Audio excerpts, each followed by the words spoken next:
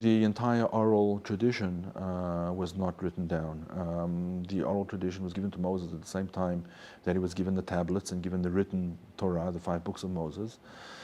He was also given an oral tradition at that time, and that was also handed down for many, many centuries. In fact, until the 2nd century, it was handed down, and then it was handed down orally, with people making notes and things like that, but there was no formal written oral tradition.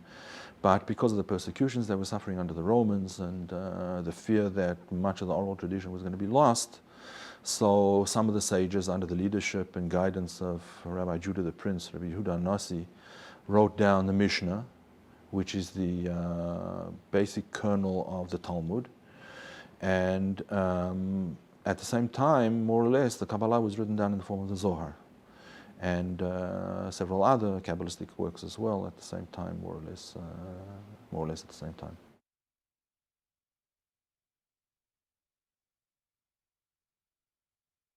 Kabbalah, as I said, means Jewish mysticism. So it's important not only to put the accent on mysticism, it's important to put the accent also on Jewish. In other words, that Kabbalah is a mystical tradition coming out of Judaism, and therefore is an inextricable part of the Jewish religious tradition, meaning its theology, its laws, its rituals, its holiday observances, and you cannot detach Kabbalah from Judaism. It would be like having a premise without a conclusion, which is a fallacy. And I say this because many people today are maintaining, and you see advertisements for courses today in Kabbalah, where they say, well, this has nothing to do with Judaism. It's impossible to have Jewish mysticism without Judaism.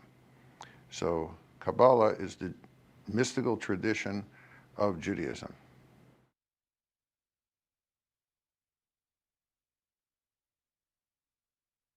This goes back to the whole issue raised by the Sefer Yetzirah and other forms of Jewish cosmology, how the world came into being. In other cultures, you had a variety of ideas, let's say in mythologies, of how the world came into being. Through a fight between the gods, through the death of a god and using the body to be the basis for the world or for human beings or something like this. You have legends about the world coming from a hatched primordial egg. You have all kinds of legends. In Jewish tradition, you have a kind of, I would say, unique view. And that is that the key to creation is language. That language brought about the creation. After all, in the biblical story of creation, we read, God said, I want to create this, and there it was. So the idea was that the world was created through the use of language, particularly the Hebrew language. So therefore, if you could master the permutations of the letters of the Hebrew alphabet, particularly the permutation of the letters of certain words in the Hebrew alphabet, like the ineffable name of God, called in fancy language the Tetragrammaton, then you could undertake creative activities of your own.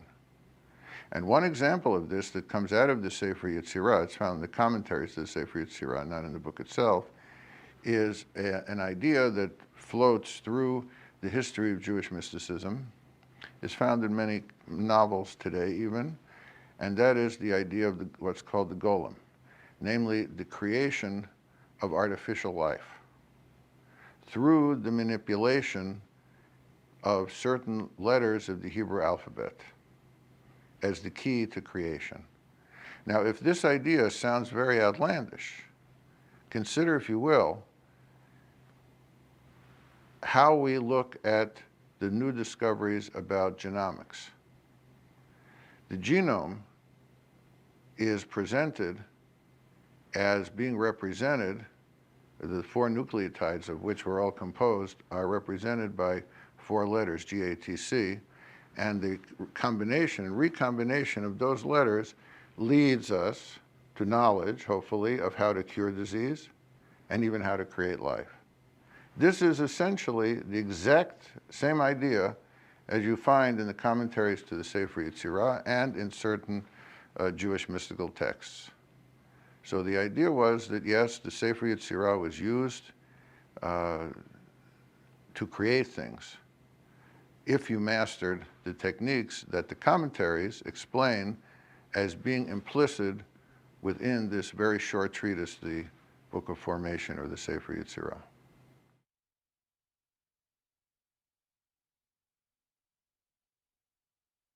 Magic plays a big role in Jewish magic and Jewish superstition, in Jewish mysticism and Jewish superstition.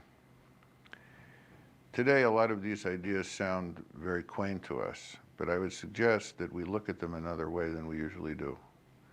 Rather than simply look at them as superstition, look at them first as a kind of science of the day. In other words, they used, let's say, certain potions and certain charms and certain behavior because it worked in the past. So it was the kind of science of the day. They didn't have the technology we did, but they knew that if you did certain things, certain other things weren't going to happen, usually certain bad things. Secondly, they viewed the world as being populated by demons, by malevolent, invisible forces.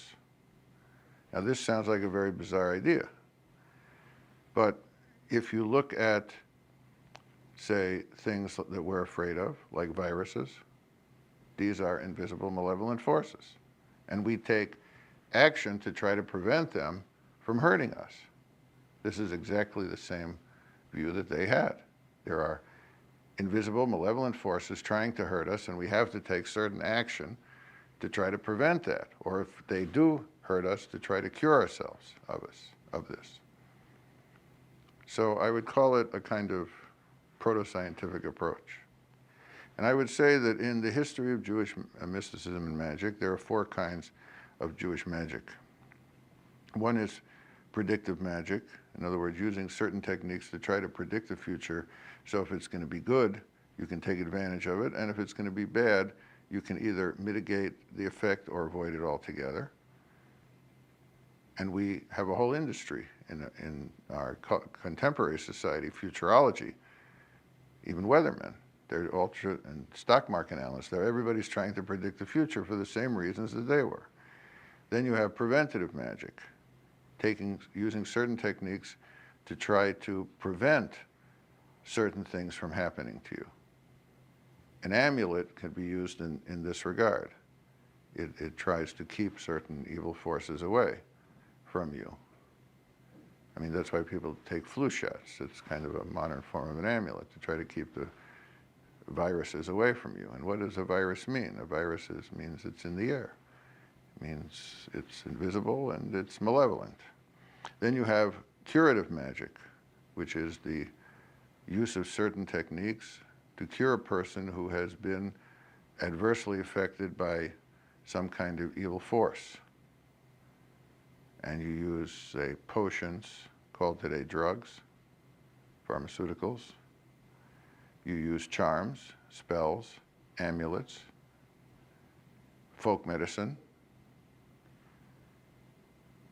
Some of it not very unlike what we're using today. And then you have creative magic, the most prominent example being the creation of artificial life, usually formed around the legend of the golem.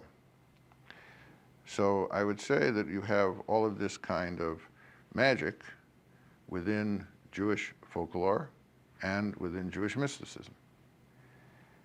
And in Jewish mysticism, you also have the idea of what they call the drawing down of the divine flow, called in Hebrew the shefa, the divine influx. In other words, there's good stuff up there, there's divine energy up there, and you want to draw it down to help you achieve your most material goals. In other words, the most spiritual thing in the universe, the flow of divine grace, if it's brought down to our world and channeled in the right direction,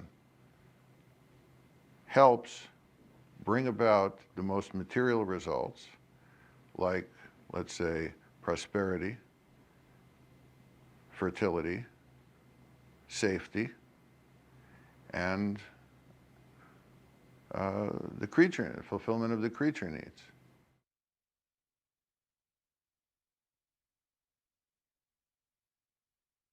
Shekhinah is one of the most important contributions of Kabbalah. It balances the patriarchal view of God. Right? God is described predominantly, almost exclusively, in masculine terms. In most of Western religious literature, God is seen as the king, as the judge, as the ruler, as the warrior. And that masculine depiction of God, Kabbalah is really offering a critique, a theological critique, and saying that this is an inadequate way to picture God. God should be seen as equally male and female. So in some ways, the feminine depiction of God is emphasizing the more intimate side of God, God as mother, God as the constant companion of Israel. The other amazing thing about Shekhinah is that in some ways it's a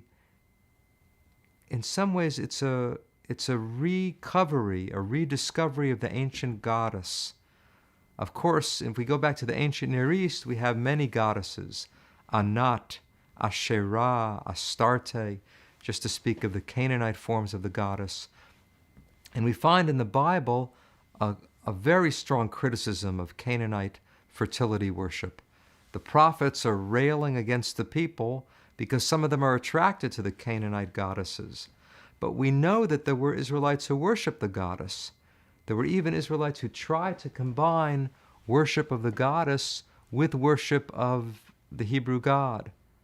For example, archaeologists have found material on which is written to Yud-He-Vav-He and his Asherah, to God and his goddess. Now the Bible condemns this kind of syncretism, this combining of monotheism with paganism. And in later Judaism, you find hardly any references to the goddess. And yet in Kabbalah, the goddess re-emerges. You might say that the goddess has now been made kosher. And that, I think, is a startling development. It shows that the feminine depiction of God had a strong hold on people and answered a deep, basic human need for God to be intimate and accessible and not just the ruler in heaven.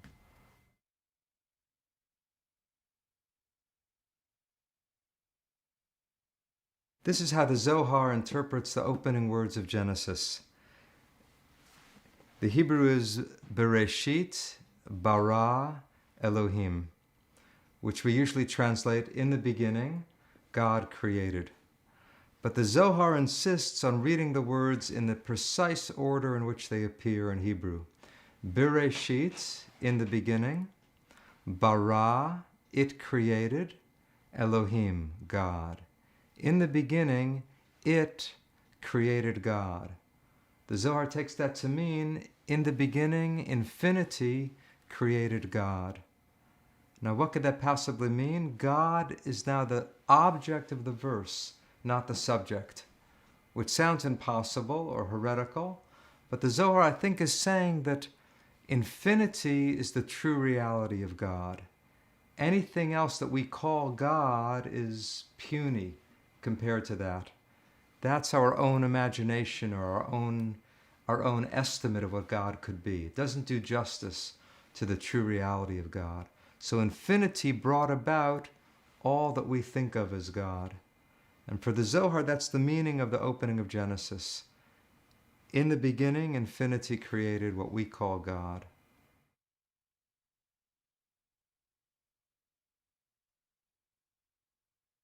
Well, the first thing to understand is that the Zohar is very concerned with Jewish practice. And the first set of secrets that it's concerned with are the secrets of why you do certain things the way you do them. Why you leave 3 little hairs sticking up from the base of your phylacteries, of your tefillin.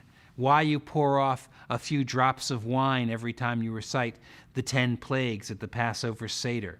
Small, inexplicable things are explained by the Zohar as having deeper meanings. In fact, both of those things that I mentioned are sacrifices to the demonic forces. The demonic forces, the forces of evil, want their piece of the pie. They want to dip their beaks in the religious practice, so to speak, and you give them a little something. When the Zohar presents its view of underlying reality, it definitely says that evil is to some degree separate from God. The forces of evil can work for God. They can be God's employees. They can also be simply obstructions, leftover materials from creation, like tripping over a beam or a brick on a building site. Something got left around and it served as an obstruction. But certainly there are forces of evil that are slightly different, and they do mischief.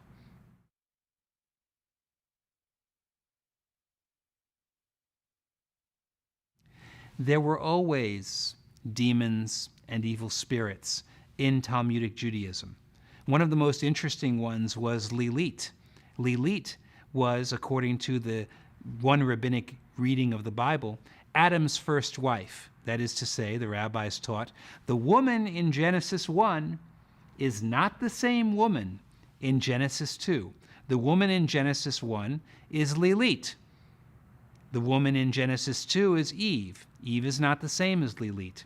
Lilith left Adam, got tired of him, and went off to become the queen of the demonesses. She is the queen of nocturnal emission and crib death. And as a popular amulet, there are amulets sold to protect infants from Lilith. She's also become a feminist icon in liberal Judaism, which is an odd thing. You can walk down the streets of a Jewish neighborhood, walk into a conservative temple and find a copy of Lilith magazine, which is the magazine of Jewish feminism, and then you can walk across the street to a Jewish bookstore in Los Angeles and St. Louis, wherever, and buy an amulet to put in your child's crib to protect them from Lilith.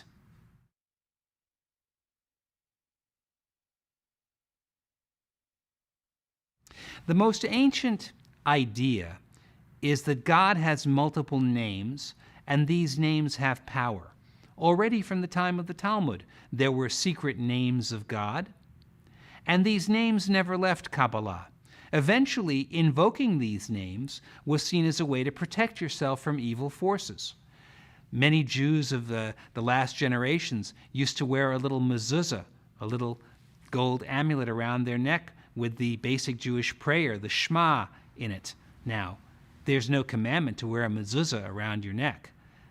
What it is, in prior generations, they had worn amulets around their necks to protect them, to gain a spouse for them, to protect them from disease, to ward off evil.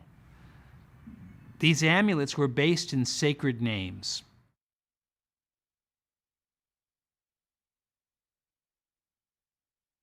The idea that there's a dichotomy between the body and the soul really began in the Talmud, in the Midrash. And they said that there are in fact 5 names for the soul. And Jewish philosophy began to employ 3 of these, saying that there's a lowest part of the soul that dwells in the gravesite. There's an emotional soul that goes and lives with God in heaven when people die. And there's a transcendent soul, a spark of God that dissolves back into God when a person dies. Therefore, a person's soul really has 3 parts: the physical soul, the emotional soul, which has gone to live in the celestial Garden of Eden with God, and the transcendent divine soul, which dissolves back into God. Now, from this came an interesting set of practices to Kabbalah. That is, first of all, the highest part of the soul, in order to dissolve back into God, takes at least a year to rise up to God, and it requires a lot of help. So from the Zohar, among other sources, came the idea that the mourner has to recite a certain prayer called the Kaddish, in which God's name is sanctified. And the recitation of that prayer, once a day, 3 times a day, once a week, whatever they can manage, will help push that highest level of the soul back to God. At the same time, the grave site, the graveyard, really contains the lowest level of the soul.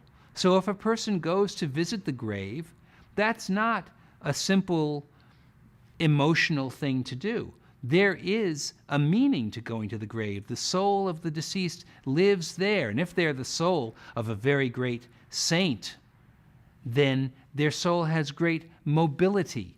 If you pray there, that prayer will be transmitted to the lower soul, which is still connected to the emotional soul, which is still connected to the transcendent soul, which has dissolved into God. So that is a place to go to pray. That is an acupuncture point of spirituality. Or if you have a deceased relative, somebody who cared about you, an elderly grandparent, let's say, and you pray at their grave, they will take the trouble to communicate that message to God. So graveyards became positive places to the mystics, particularly in Sfat. And Sfat is dotted with graves going back to the Hellenistic period that have great meaning and are pilgrimage sites.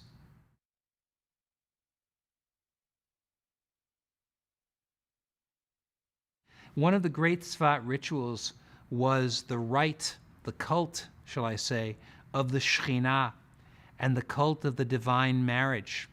Now, people don't really think about this when they go to temple in America and rise at the end of a certain hymn and bow and sing, "Come, O bride, come, O bride."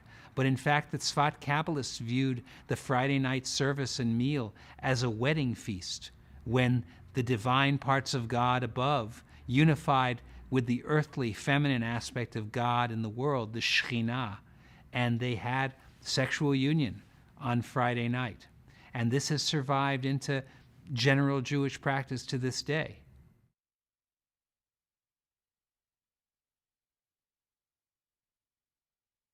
Avraham Abulafia was born in 1240 in Saragossa, and then he peregrinated actually almost all his life to Tudela, to Italy, to Greece, to Akko in the land of Israel, back to Greece, back to Italy, back to Spain, again back to Greece, back to Italy, and then in Sicily, where he apparently died in 1291.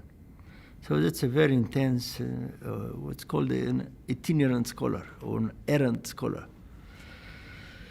He did it because he was in search for other types of knowledge than regular. Meaning he moved from one center of culture to another and attempted to absorb and to offer synthesis between different forms of knowledge he learned.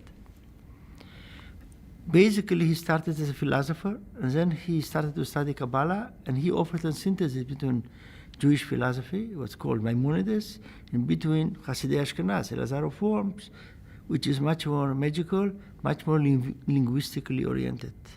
So he started with the Greek form of knowledge, Maimonidean philosophy, which is basically Aristotle, and then he combined it with a theory which is totally different, which has to do with the power of language, which is rejected by Maimonides, rejected by Aristotle. So he offered a powerful synthesis between two forms of Jewish culture. The Andalusian one, Maimonides, and the German one, which is Hasidei Ashkenaz. So that the broader picture is that two cultures, totally different, in clash, were brought together by someone who studied both of them in his youth, and around the age of 31 he came with a synthesis which he attempted to disseminate in all the southern part of Europe. He did it because he believed that he is a prophet. That's the way to achieve prophecy, and he believed that he is a prophet, and even more so because he believed that he is the Messiah. So it was part of his messianic enterprise, which means that he believed that messianism is not just someone coming and bringing the Jews out of exile to a certain place. Hardly he believed it. He believed that messianism is teaching people how to rescue themselves from their body, from their exile in the matter in the body, which that is for him real redemption. So for him, the theories that I'm going to elaborate about are not just mystical techniques. They are ways to reach ecstasy, which he calls prophecy, which is a redemptive experience. So he believes that if he's going to teach all the people in the world, Jews or non-Jews, he is going to be the Messiah. He will save them. That doesn't mean it's going to happen in the same year. That is maybe an accumulative process. But for him, that was Messianism. So his assumption is that he can bring together the idea of intellectual perfection from Maimonides with a technique, how to achieve it instantly from Elazar of Worms. That's why he wrote commentaries on Maimonides' book. On the other side, he wrote commentaries on Sefer Yetzirah, a book which is very dear to Elazar of Worms, and Maimonides never mentioned it, he rejected it basically implicitly. So he attempted actually to capitalize on the two most important medieval achievements in the generation before him. So he offered a technique which has two different, how to put it, aspects. One is how, by combining letters, someone is deconstructing the normal consciousness, and in such a way he is able to open his consciousness to another form of experience, which means that by reciting letters of the divine name and letters of the Hebrew alphabet, which are meaningless, someone is in a way deconstructing the notions he believes in or his worldview.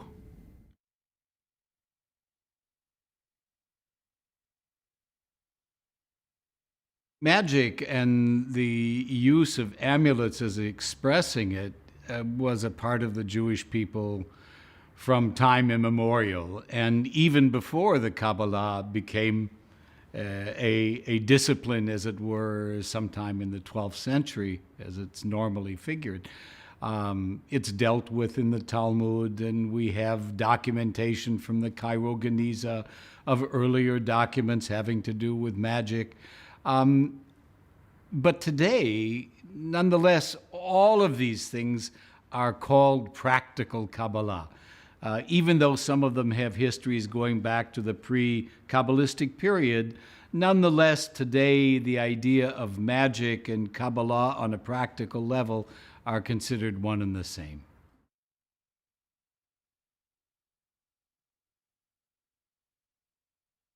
I think that amulets in the post-Kabbalah period or in the Kabbalistic period, stretching up until now, and those in the pre-Kabbalah period, really were made for the same uses. At least up until 100 years ago, from my own personal experience, the vast majority of amulets were birth amulets. And I think that would have been true in the ancient period as well. Birth was a really traumatic experience for the whole family, particularly for the woman and the child. And as we well know, until modern medicine found solutions for some of the problems that came with birth, the percentage of children and women who died was horrendous. I know from some statistic in France that something on the order of 25 or 30% of children didn't make it until their second or third year of life. So in times when people pass through traumas that their science, for whatever development it was at the time, doesn't have an answer, they reach for other answers, and those answers generally come in the more mystical traditions. Some of the most famous Kabbalist rabbis, such as the Chida, Chaim David Yosef Azulai, would write amulets, and these were considered to have particularly strong efficacy because they were written by somebody who was so conversant with the Kabbalah.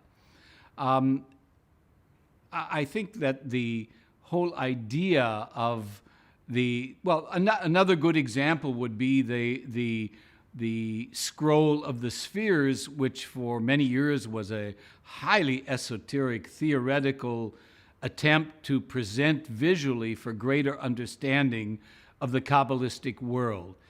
Towards the end of the 19th century, people began to write a shortened version of these Kabbalistic scrolls in a small form, just a couple of inches across and maybe a foot or 2 feet long, which would be rolled up and put in a silver tube, and it became amuletic. It lost all its relationship to theoretical Kabbalah, but of course stemmed directly from it. And the amuletic power of this amulet, which was a general protective amulet, stemmed from the fact that it was the theoretical world of Kabbalah reduced to a small piece that they could carry along with them in a silver tube. After the settlement and the development in 16th century Tzfat and 17th century Tzfat, where Kabbalah became such a strong discipline and influence on really the whole of the Jewish people, I think it spread out tremendously. And we know that there was a battle with normative Rabbinic Judaism, which was won by Rabbinic Judaism, but they, I think, won it to no small degree by incorporating many of the elements of Kabbalistic prayer. We have prayers, we have hymns, particularly before Shabbat, that are a regular part of the prayer book today that we don't think about as Kabbalistic anymore. So it clearly had a big, big influence. The fact that many of these rabbis would write amulets, and that gave an added power to those amulets, I think connected Kabbalah to the people and began to engender this idea that magic is an offshoot of Kabbalah.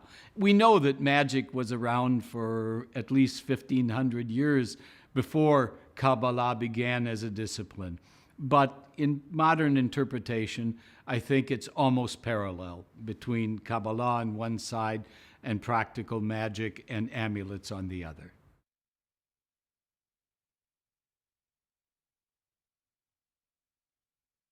I think that one of the interesting aspects about Kabbalah, which is very little explored, is the visual aspect. Academics in Kabbalah deal with the philosophical and spiritual building of a world as drawn by Kabbalah, and really never relate to the visual aspect that is put down in manuscripts and in books. And this can be from the portrayal of the spheres, which you can see in the scrolls, which are aesthetically extremely attractive in many cases, to Kabbalistic prayer books, where there is a whole system of kavanot, of meaning and significance in the way that the words are laid out on the page that is incredibly beautiful, and we can see examples of that as well. And it's an aspect that I find incredibly attractive, even to the portrayal of figures of both the evil spirits and angels in Kabbalistic books that were made by the makers of amulets. So that's an aspect that I think deserves much more study and is one of the things that people find extremely attractive, in addition to the whole idea of mysticism today.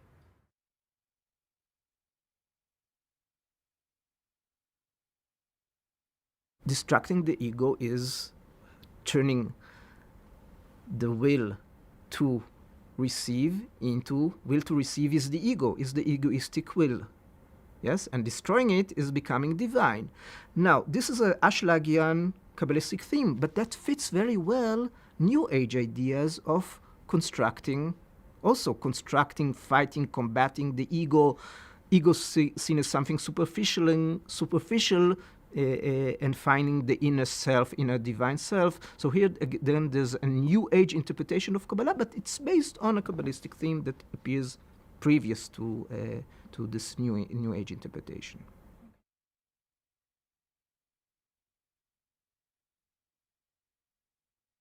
Kabbalah Center annoys almost everyone.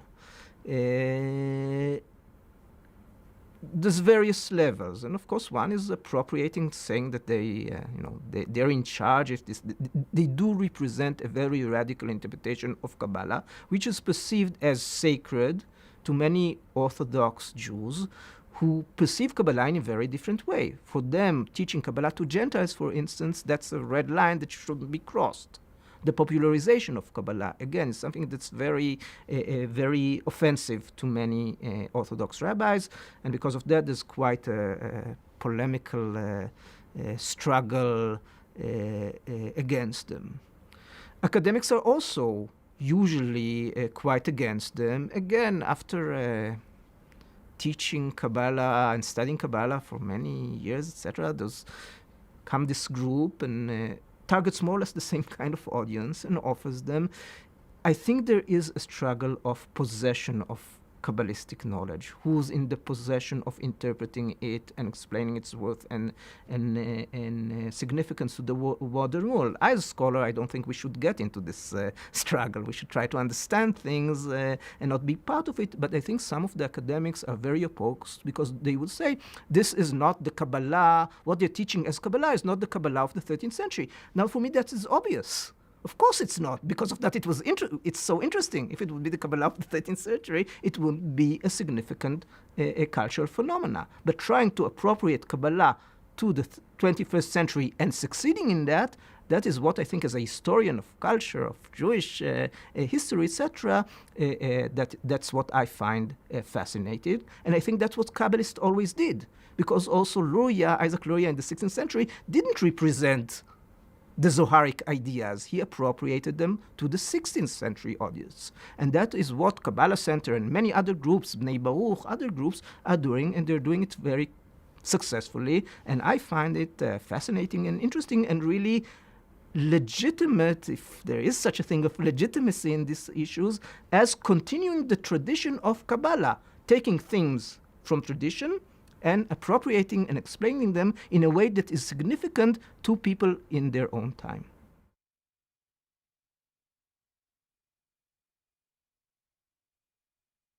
The text starts by stating that God created the world with 32 paths of wisdom. Mm-hmm. And the 32 paths are defined as 10 sephirot, associated with numbers, and the 22 Hebrew letters. And 10 sephirot in the text are explained as the past and the future. That's the time dimension. The space dimension has 6 directions: east, west, north, south, up and down.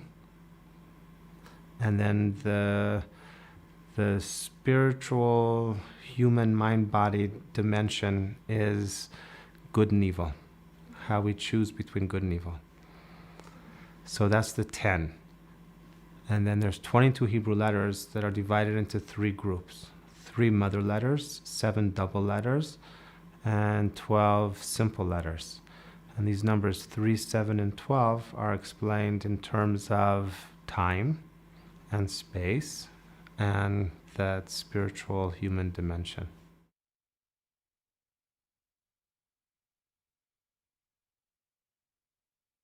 The 3 mother letters, they're expressed in time as fire, water, and air.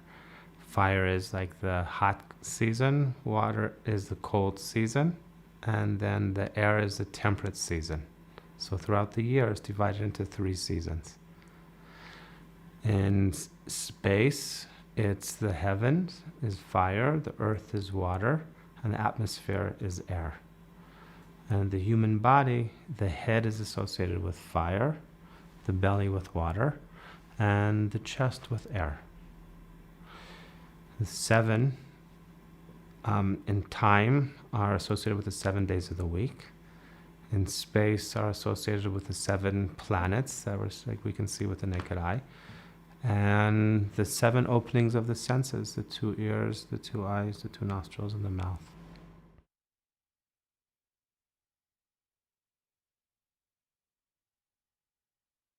A lot of Kabbalah has to do with the messianic idea, and the Zohar speaks about the messianic era as taking place in the end of the 6th millennium, preparing for the 7th millennium.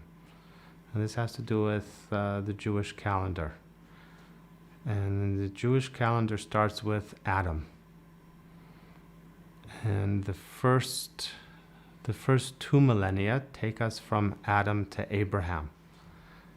According to the Jewish calendar, Abraham was born in 1948 of the Jewish calendar.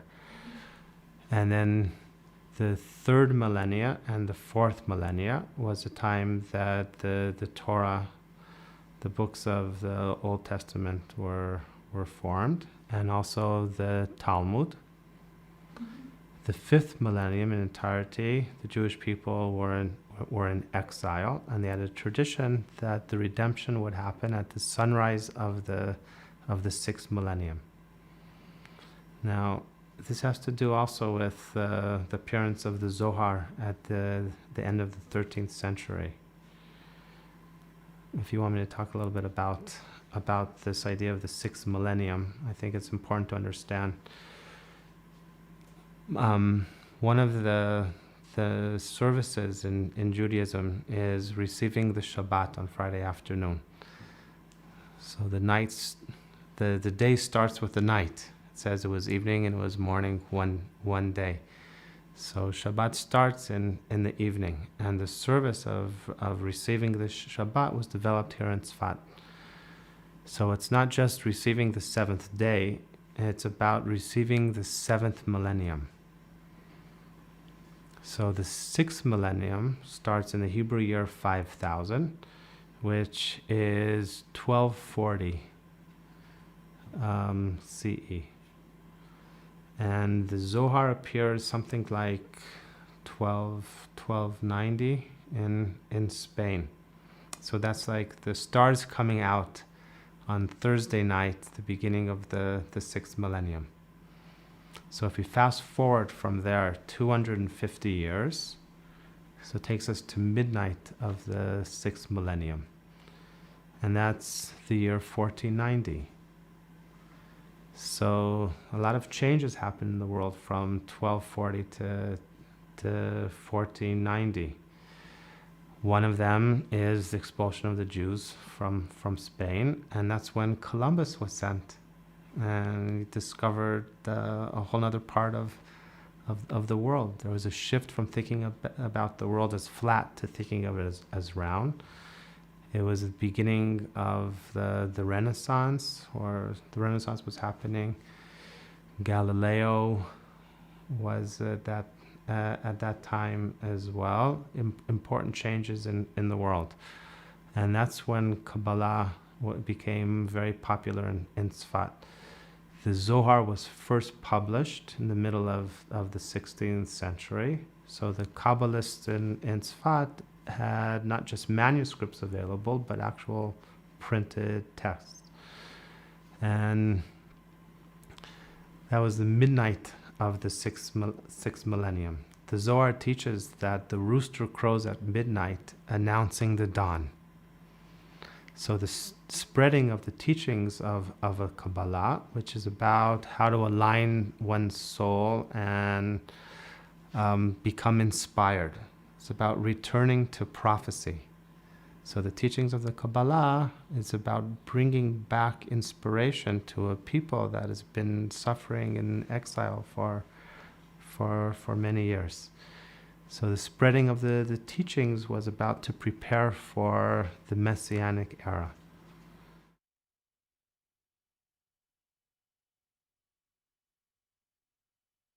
The Zohar can be explained in terms of Sefirot in a more general sense, but Lurianic Kabbalah is primarily about Partsufim, and it's about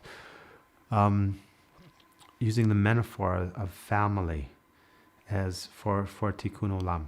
repairing the world. The idea is that if we see God in our own image, and just like we are both masculine and feminine, young and old, so we see God in Kabbalah. There's visions of God in Kabbalah as both young and old, both masculine and feminine. And just like the dynamics that we have with our family, sometimes they're broken and sometimes we repair. So it's a metaphor for the entire universe, that there's broken aspects of the universe, and it's